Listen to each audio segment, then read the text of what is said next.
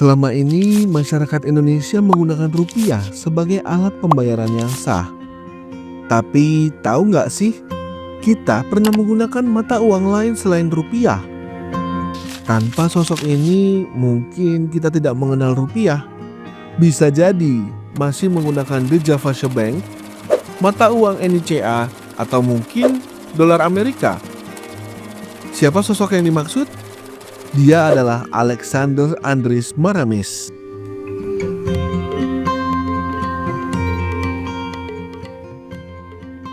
Sebagai negara yang baru merdeka, Maramis sadar betul bahwa bangsa Indonesia perlu punya mata uang sendiri. Namun, apa yang membuat Maramis sangat getol mewujudkan impiannya tersebut? Selayaknya para pahlawan lainnya, jawabannya sederhana, yakni patriotisme. Begini kisahnya.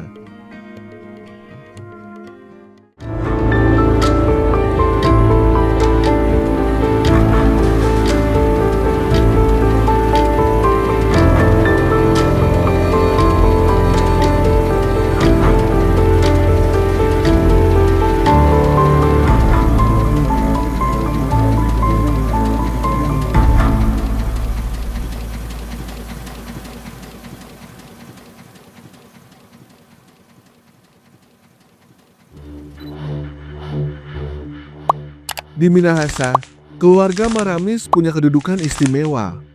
Orang tuanya pengusaha kopra yang kaya.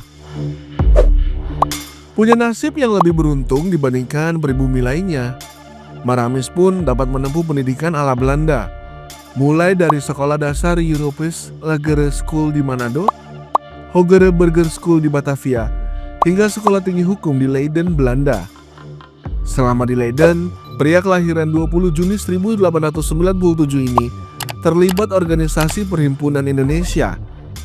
Dari sinilah patriotisme A.A. Maramis mulai terbentuk. Pulang dengan gelar lulusan ilmu hukum pada 1924, A.A. Maramis menolak bekerja sebagai pegawai pemerintah Belanda, bahkan anggota Volksraad.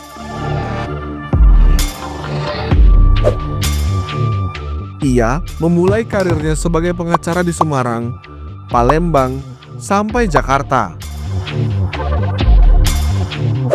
Keaktifannya dalam berbagai organisasi pun membawanya masuk lingkaran pendiri bangsa.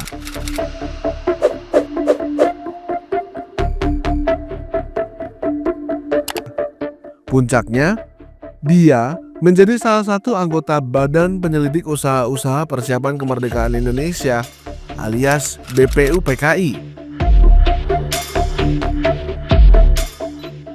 Setelah Indonesia merdeka, Maramis diangkat sebagai Wakil Menteri Keuangan pada 2 September 1945 dengan Dr. Sasmi Sastrawidagda sebagai menterinya.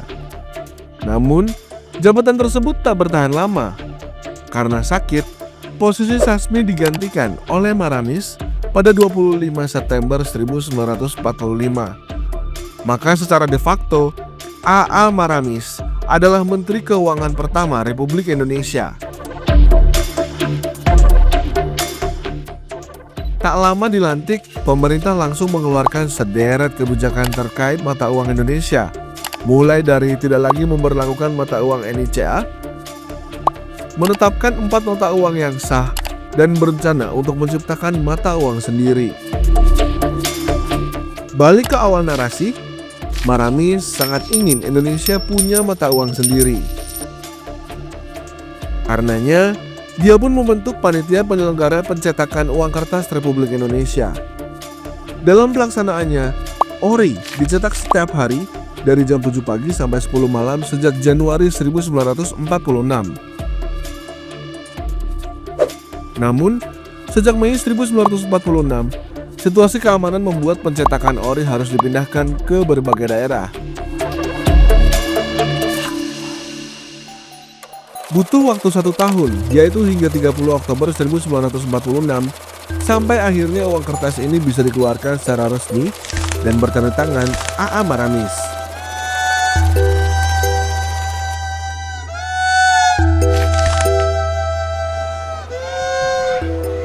Dari sisi ekonomi, Maramis berpandangan bahwa ORI bisa menutup kekurangan perbelanjaan dan mengendalikan jumlah uang yang beredar.